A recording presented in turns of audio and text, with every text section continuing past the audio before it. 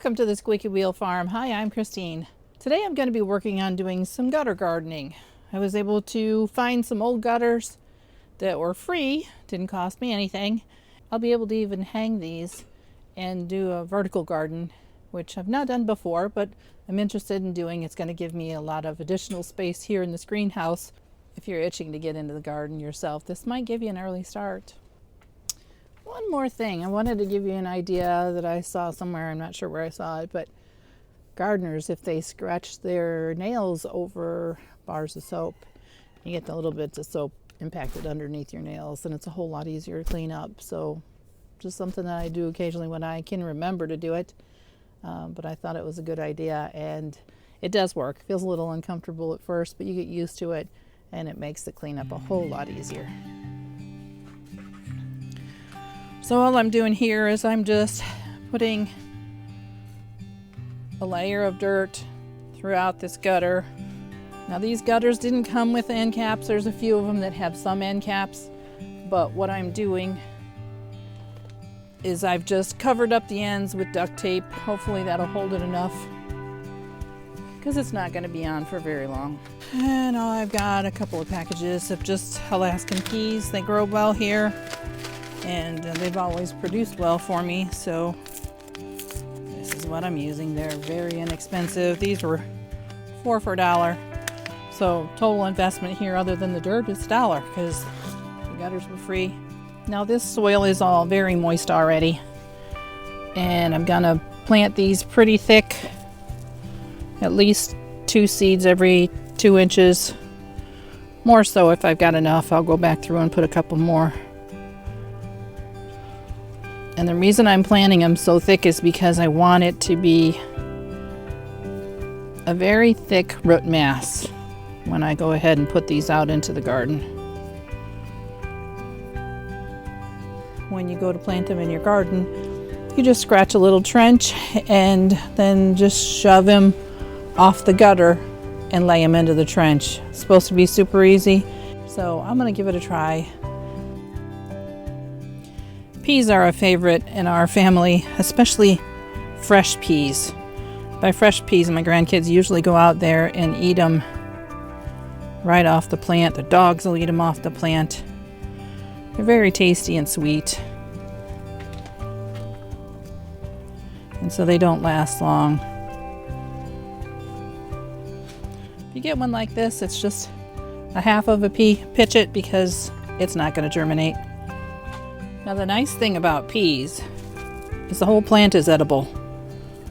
You can eat the seed after it's grown, and you pop them out of the pod. You can eat the pod, you can eat the leaves, even the stem. You can be cut up and thrown into salads and stuff, and it's all very tasty and sweet. So it's really a nice addition to the garden, and it's a very early crop. They're very forgiving as far as the cold. So this will allow us to have something fresh and green long before the rest of the garden gets even put out. Okay, I've got a few extra seeds here, so I'm just going to go along and poke those occasionally down the middle, so that all those roots will intertwine and have a nice thick root mat, so that it will bind together.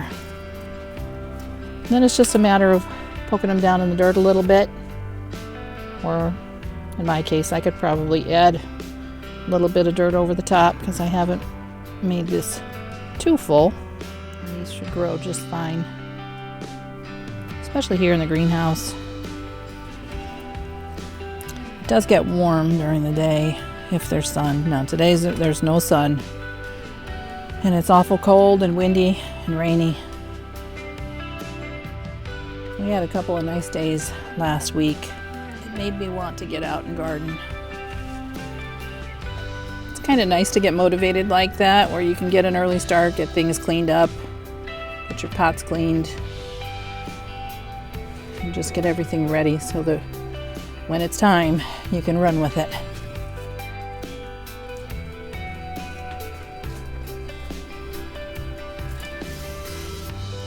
Peas don't need to be planted deep.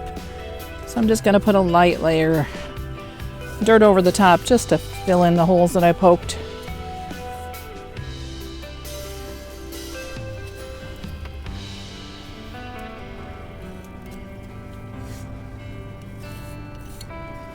If you have the opportunity to come across some old gutters, grab them. This is a nice way to do vertical planting. You can hang these on a wall, on a fence. I've seen where people have planted strawberries in them.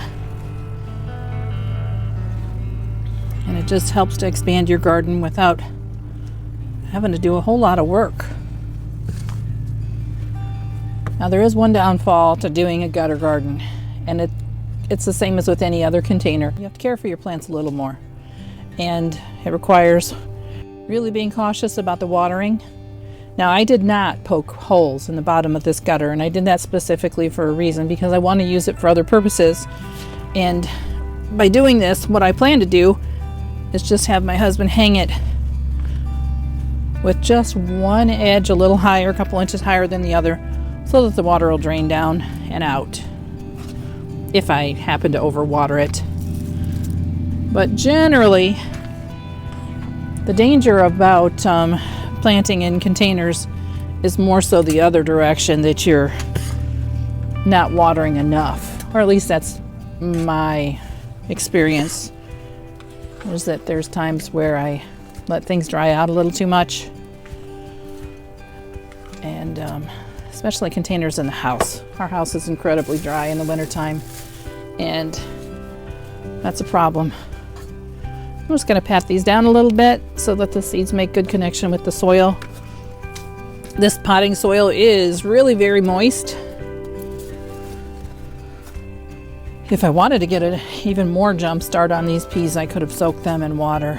I didn't think to do that, but a few hours in water will help them get a good start. This will work though. As soon as they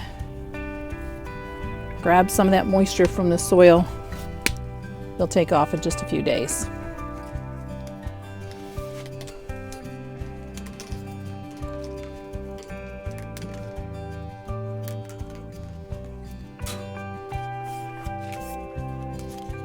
So these are just some window blind slats that I had an old window blind that I cut the strings off of and just saved all of the slats. They make really good plant markers. Now, it's not something that you can put it out in the sun and expect a permanent marker or Sharpie to last the whole summer. But it does quite well for marking your plants right now as far as the date, the variety, and it holds up well enough. They're waterproof, you can spray them and it's not a big deal.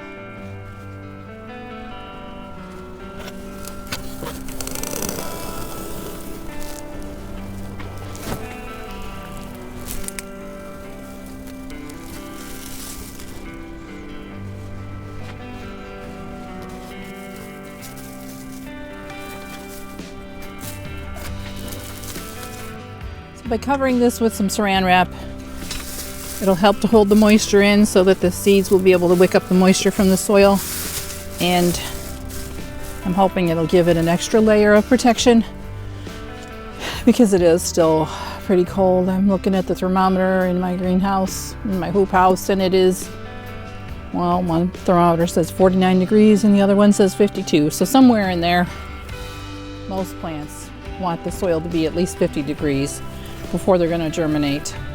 Now there's probably some plants that will germinate even in cold soil, especially if they get a little bit of sunlight. But anyway, this is what I'm doing so that I can get a quicker start on the seeds. These are metal gutters and they're going to hold a lot more weight. So if you do choose to go with the vinyl gutters, make sure that you provide a lot of support, especially if you're hanging them. If you enjoyed this video, give it a thumbs up. And if you haven't already, think about subscribing. It doesn't cost a thing and it sure helps my channel. Thank you. Well, that's all I have for you today. Thanks for watching. Oh, and one more thing. I hope to see you again soon.